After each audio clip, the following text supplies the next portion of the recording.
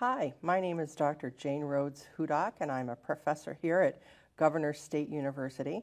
And we are delighted to have our president, Dr. Elaine Maiman, with us today to talk about leadership and her role as the president here at Governor State University. Welcome. We're delighted to have you here.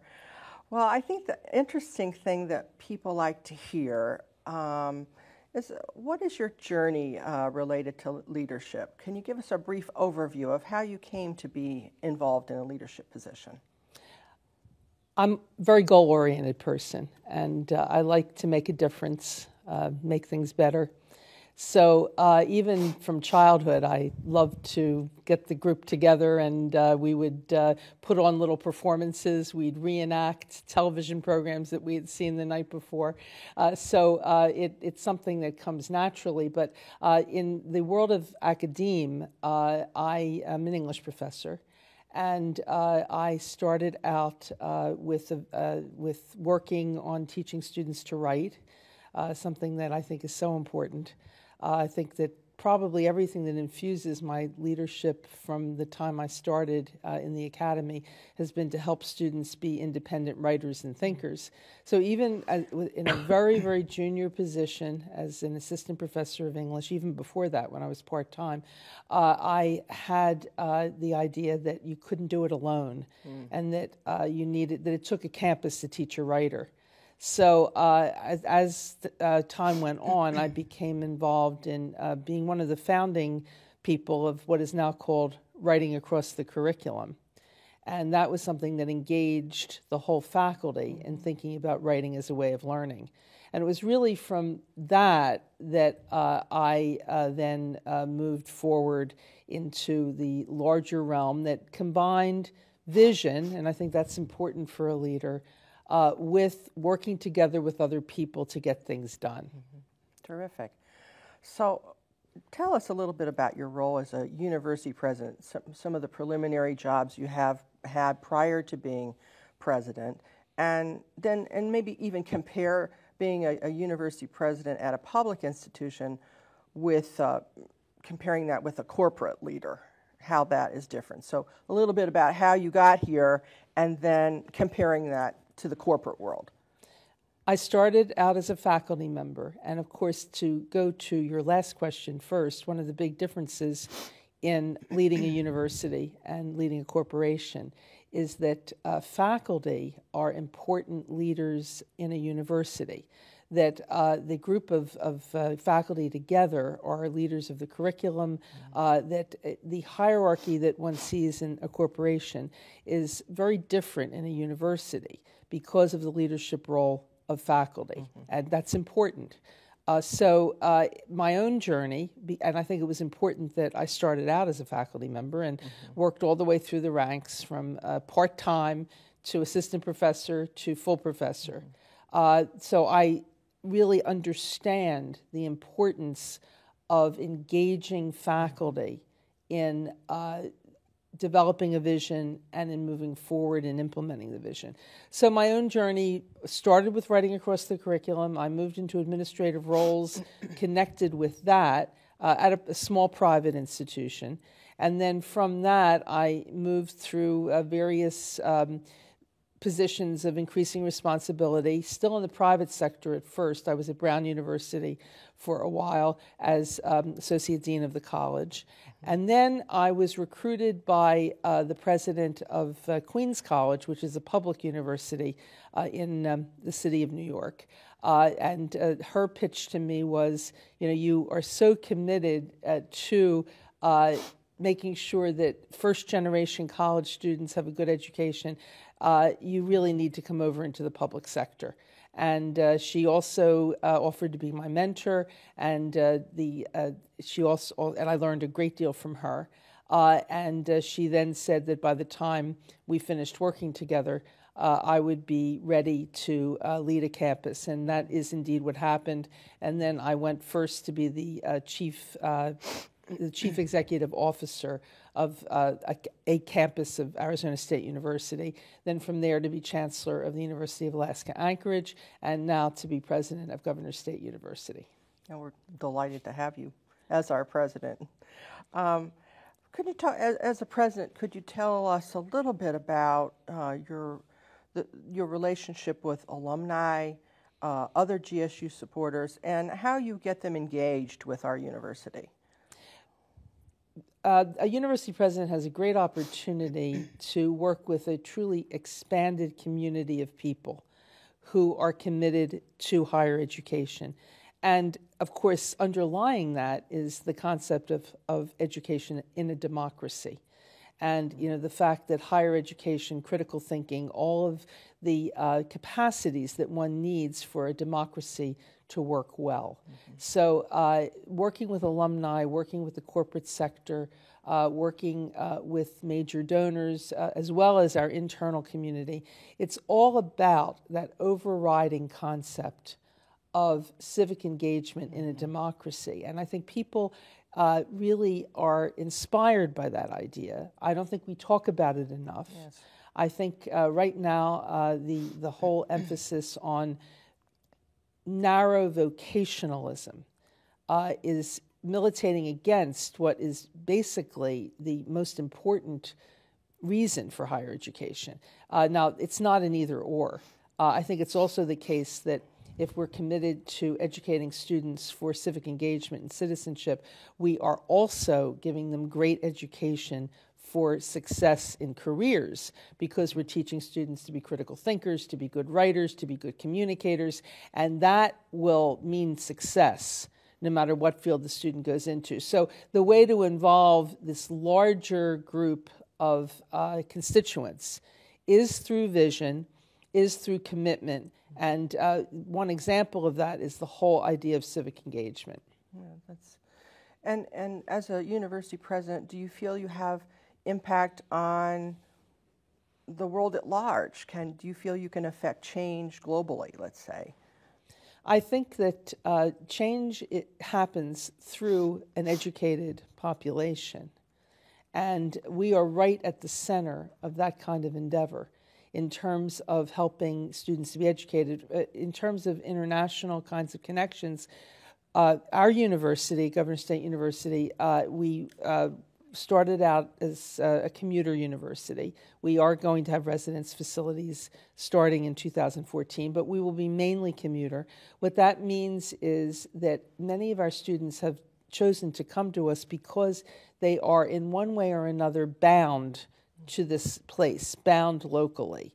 They have obligations here in the GSU area. So and right in our mission, it says we are preparing students to be global citizens. So we are now addressing that issue of how do we do that, because it's essential. As Thomas Friedman says, the world is flat, that we are all so connected now. And we would not be doing the best for our students if we were not preparing them for that global citizenship. So we're looking at creative, innovative ways to do this. We're looking at strategically targeted students from China, Turkey, and India to bring here, not only for their own education, but because their proximity to our students will give students a chance to change the world, if that's the basis of your question.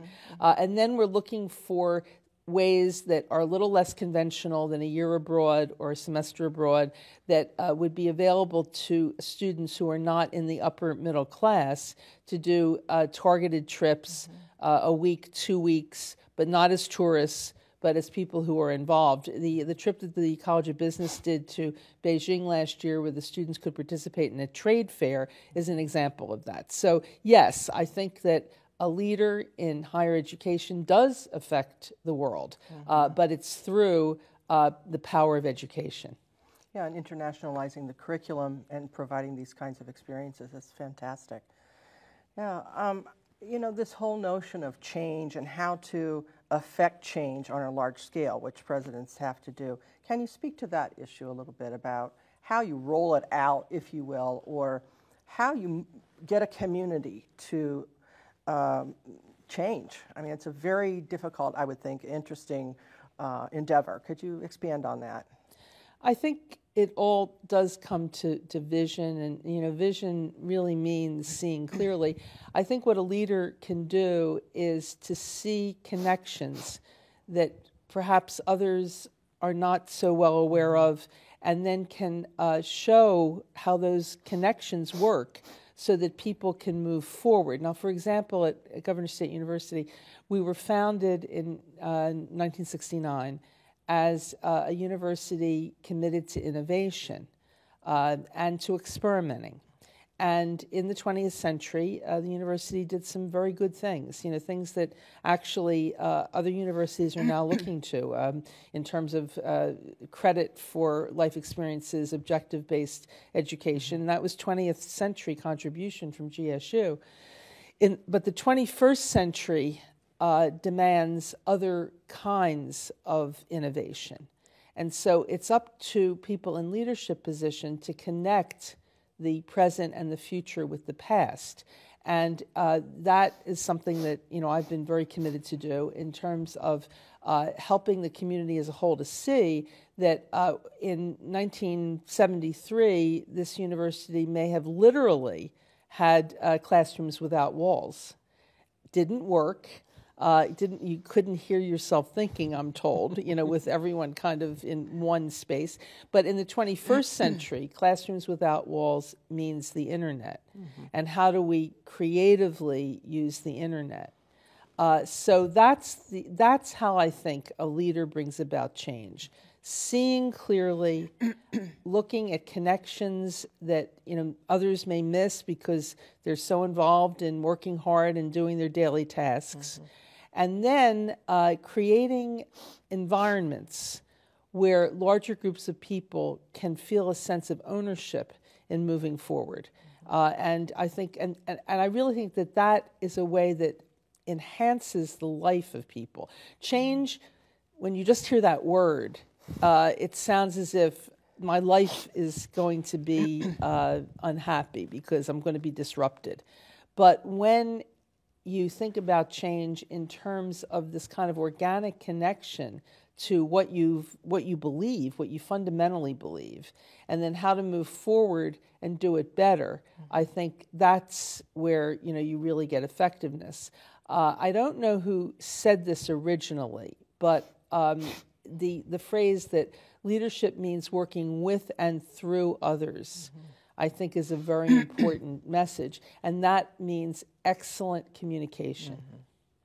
Yeah, I think that's a very interesting point, and I'd love to hear you talk a bit more about sort of the interpersonal skills that one has to have as a high quality leader, visionary leader. What kind of interpersonal skills are needed to affect change? I think that listening is one of the most important skills, and I learned that very early because with writing across the curriculum, I couldn't have been more junior. I had zero institutional power, zero. I wasn't tenured. I had no job security. The vision of involving full faculty in the teaching of writing is something that I believed in very strongly, but I had no institutional power to make that happen. So I, by necessity, asked people for advice, and it wasn't a strategy. It wasn't a tactic. I mean, I suppose it really was a strategy in terms of really needing the advice. Mm-hmm. But I learned very early that, when you want to move forward with a vision, you need to hear from other people about, what their goals are.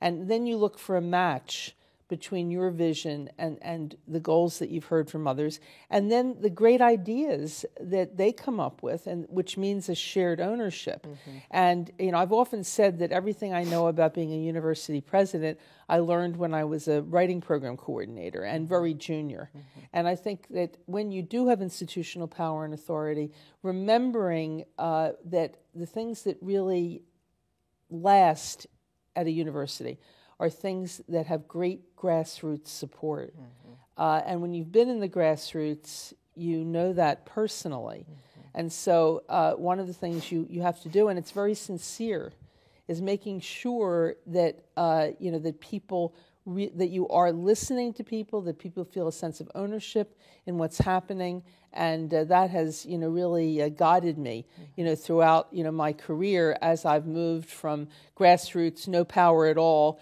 to, having institutional power, but understanding that the real power is in terms of shared vision. Can you talk a little bit about the difference between leadership and management? How are those different? Well, leadership, as we've been saying, has a lot to do with vision and, fulfilling a vision. Management is very important. It means managing all of the pieces to make sure that you can move forward to a vision. I mean, for example, with the seminars that we're holding for faculty and staff to prepare for lower division, the leader needs a vision in terms of what are those big ideas that faculty and staff need to connect with.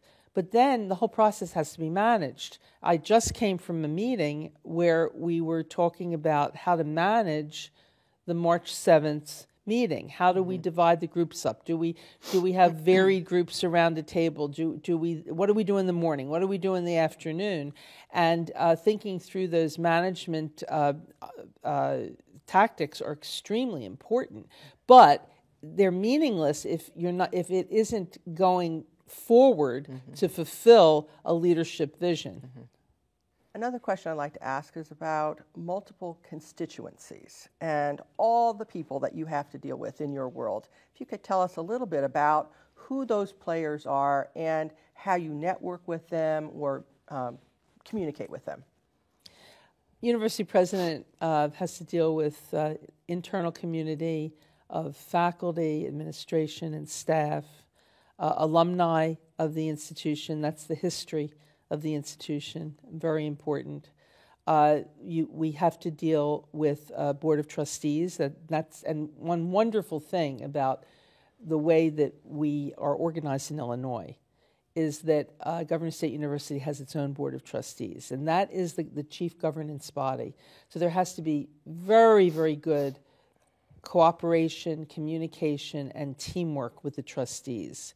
And that's something that it's so important for a president to work on every day, that the trustees are informed, the trustees are not surprised, that the trustees understand their policy role, while at the same time delegating to the president and her team the day-to-day moving forward of the institution. We also have to deal with the General Assembly, the governor's office, various elected officials, both in the local communities and at the statewide level. We also deal with potential investors in the university, sometimes called donors, in terms of people of means who can make individual major contributions, people in businesses and corporations who can connect with us in terms of corporate university partnerships. We also have to deal with the press and with varied press, with the local suburban press, as well as with the Chicago Tribune, the Sun-Times, the city and statewide press, and then the national press, Chronicle of Higher Education, and so forth. So it's a very varied group of people. I think that, again, it's important to always deal with each of these constituencies with in a principled way, with integrity. It's important to be available to them as appropriate. That doesn't mean that anybody from the general public can come and sit in your office and spend 45 minutes just with an axe to grind. You have to make use of the general university administration and such to make sure that your time is well spent. And my guideline for the use of my time, and I tell all my staff this, is that we need to shape my calendar so that I'm doing what only the president can do, and that the president should be doing because of fulfilling various goals. I do want to say a little bit more about the integrity and principle issue, because the character issue, because that's something that is very important to leaders. For example, I've had a rule in 3 states now, Arizona, Alaska, and Illinois, that I am totally nonpartisan. That means that I do not personally donate to any candidate. I do not go to fundraisers for any candidate. However, those elected officials who help us at the university, I will find occasions publicly to thank them and to be very detailed in that thank you. But I will not be partisan, and people respect that. I find, and if I deviated even once on that principle, it would be gone.